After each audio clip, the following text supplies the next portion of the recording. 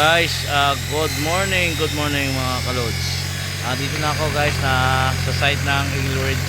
Bali, nakakuha na ako ng another na operator. Ngayon, tinitesting ko na. Magaling talaga guys mag-operate. Okay, maraming salamat sa mga samahan namin na operator.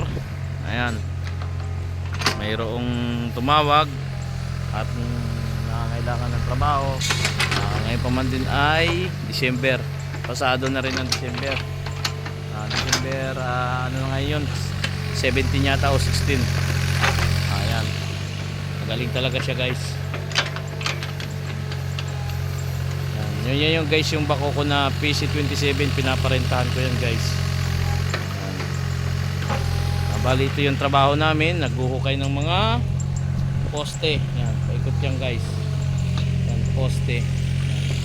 Ayan, poste ng bahay. Ayan o. Nakakailangan ng rental ng heavy equipment guys.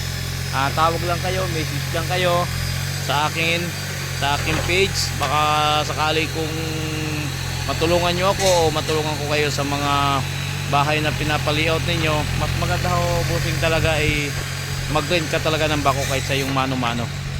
Malaki guys ang matitipid nyo. Ito guys, mga almost 3 days lang to, pero sa pagmano-mano matagal daw bago matapos. Mas malaki pa daw ang gagastusin nila. At saka medyo tatagal daw yung trabaho nila kasi mano-mano.